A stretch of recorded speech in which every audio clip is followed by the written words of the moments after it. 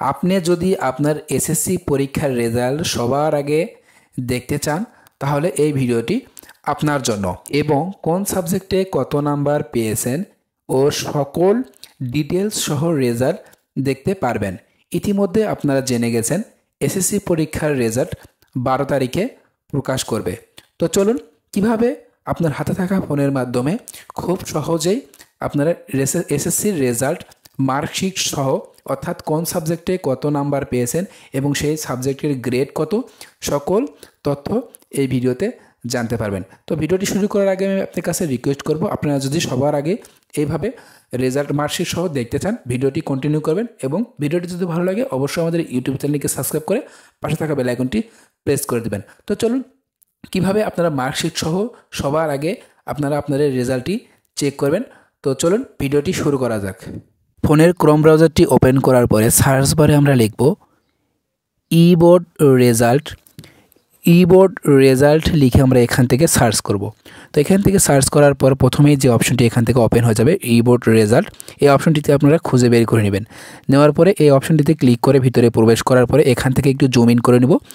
Zoom in করার পরে এখান থেকে ইংলিশ করা আছে, চাইলে আপনারা এখান থেকে বাংলাও করে নিতে পারবেন। তো দেখুন এখান থেকে আমি বাংলা করে নিলাম। এখান থেকে বাংলা করে নিয়ে আপনাদেরকে বোঝাতে আমাদের সুবিধা হবে। তো দেখুন এখান থেকে বাংলা করে নেওয়ার পরে ল্যাঙ্গুয়েজটি চেঞ্জ করার পর দেখুন উপরে যে তথ্যটি দেওয়া আছে ফলাফল দেখতে দয়া করে নিচের তথ্যগুলো এখান থেকে পূরণ করতে হবে। তো নিচের তথ্যগুলো দেওয়া আছে দেখুন, পরীক্ষার নাম, পরীক্ষার সাল, বোর্ডের নাম এবং ফলাফলের ধরন। তো এখান থেকে দেখুন আমরা যেহেতু মার্কশিট সহ আমরা এখান থেকে আমাদের রেজাল্টটি দেখব। তো এখান থেকে আমার এসএসসি সিলেক্ট করে দেব, পাশের সালটি এখান থেকে আমরা সিলেক্ট করে দেব। তো দেখুন নিচে দেখতে পাশের সাল, দেখুন এখানে 24 ওপেন হয়ে গেছে। যেদিন রেজাল্ট দেবে আপনারা এখান থেকে 24 সিলেক্ট করে আপনারা রেজাল্টটি দেখতে পারবেন। তো এখান থেকে আমি যে রেজাল্টটি দেখাবো সেটা হচ্ছে 23 সালের। তো যখন 24 সালের রেজাল্টটি দিবে 12 তারিখে তখন আপনারা এখান থেকে 12 তারিখে 24 সাল সিলেক্ট করে দেবেন। দেওয়ার পরে এখান থেকে দেখুন বোর্ডের নেম যে দেওয়া আছে, বোর্ডের নেম এখান থেকে আপনারা যে বোর্ড থেকে পরীক্ষা দিয়েছেন সেই বোর্ডটি এখান থেকে সিলেক্ট করে দেবেন। তো আমি এখান থেকে রাজশাহী বোর্ড সিলেক্ট করে দিলাম। দেওয়ার পর দেখুন নিচে দেওয়া আছে ফলাফলের ধরন। তো এখান থেকে ফলাফলের ধরন দিতে হবে 1 বিস্তারিত ফলাফল। এখানে 1 বিস্তারিত ফলাফল দেওয়ার পর দেখুন নিচে 2টা ঘর নতুন ওপেন হয়ে গেছে, পরীক্ষার্থীর রোল নাম্বার ইংরেজিতে, রেজিস্ট্রেশন নাম্বার ইংরেজিতে। তো দেখুন এখান থেকে আমাদের রোল নাম্বার এবং রেজিস্ট্রেশন নাম্বারটি এখান থেকে বসিয়ে দিতে হবে। তো দেখুন এখান থেকে আমি আমার রোল নাম্বারে এবং রেজিস্ট্রেশন নাম্বারটি এখানে বসিয়ে দিলাম। তো এই রোল নাম্বার এবং রেজিস্ট্রেশন নাম্বার বসিয়ে দেওয়ার পরে এখান থেকে যে কাজটি করতে হবে আমাদের ক্যাপচার কোডটি বসিয়ে দিতে হবে। দেখুন নিরাপত্তা চাবি 4 অক্ষরের ইংরেজিতে। তো এই ছবিতে যে অক্ষরগুলো আছে সেই অঙ্কের অক্ষরগুলো এই নিচের ঘরে বসিয়ে দিতে হবে, এটাকে বলা হয় ক্যাপচার কোড। আমি এই ক্যাপচার কোডটি এখান থেকে বসিয়ে দিলাম।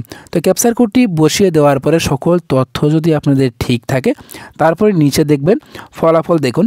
এই ফলাফল দেখুনে ক্লিক করার সঙ্গে সঙ্গেই আপনার রেজাল্ট আপনি এখান থেকে দেখতে পাবেন। আপনি কত জিপিএ পেয়েছেন এবং কোন সাবজেক্টে কত নাম্বার পেয়েছেন এবং সেই নাম্বারে গ্রেড কত সকল তথ্য A to Z এই মার্কশিটে পেয়ে যাবেন। তো দেখুন এখানে দেওয়া আছে সাবজেক্ট, মার্ক এবং গ্রেড। তো এখান থেকে দেখুন উপরে দেওয়া আছে বাংলা ফার্স্ট পার্ট এবং বাংলা সেকেন্ড পার্ট। তো দেখুন বাংলা ফার্স্ট পার্ট এবং বাংলা সেকেন্ড পার্ট মিলে ইনি পেয়েছে 129, এটা হচ্ছে মার্ক এবং এই পাশে দেওয়া আছে গ্রেড। তো কতয়ে কি দেওয়া আছে সকল তথ্য এই মার্কশিটে আপনারা দেওয়া আছে। চাইলে এই মার্কশিটটি আপনারা এখান থেকে ডাউনলোড করে নিতে পারবেন। করে নেওয়ার পরে পরবর্তীতে আপনারা ডাউনলোড করার পরে এটা আপনারা দেখতে পারবেন। তো উপরে প্রিন্ট যে অপশনটি দেওয়া আছে এই প্রিন্টে ক্লিক করব। প্রিন্টে ক্লিক করার পরে উপরে দেখবেন সেভ আইকন একটা দেওয়া আছে ডান পাশের উপরে কর্নারে সেভ। তো এই সেভে আমরা ক্লিক করে দেব। উপরে সেভে ক্লিক করে দেওয়ার পরে নিচে দেখবেন আরেকটা সেভ লেখা আসবে। এই সেভে ক্লিক করার সঙ্গে সঙ্গে এটা আপনার ফোনে সেভ হয়ে যাবে। তো ফোনে সেভ হওয়ার পরে এখান থেকে আপনার ফাইলে ম্যানেজারে যাবেন। ফাইল ম্যানেজারে গিয়ে আপনারা যে ফাইলটি ডাউনলোড করলেন ডকুমেন্টে যা দেখুন ফলাফল দেখুন, এখান থেকে মার্কশিট সকল তথ্য এখান থেকে দেখাবে আপনি কোন সাবজেক্টে কত নাম্বার পেয়েছেন। এভাবেই সঠিক নিয়মে এবং সঠিক পদ্ধতিতে আপনার হাতে থাকা ফোনের মাধ্যমে আপনার মার্কশিট সহ অর্থাৎ আপনি কোন সাবজেক্টে কত পেয়েছেন সকল তথ্য এখান থেকে আপনারা দেখতে পারবেন। তো ভিডিওটি শেষ করার আগে আমি আপনাদের কাছে রিকোয়েস্ট করব, ভিডিওটি যদি আপনাদের ভালো লাগে অবশ্যই আমাদের ইউটিউব চ্যানেলকে সাবস্ক্রাইব করবেন এবং পাশে থাকা বেল আইকনটি প্রেস করে রাখবেন। ধন্যবাদ, খোদা হাফেজ।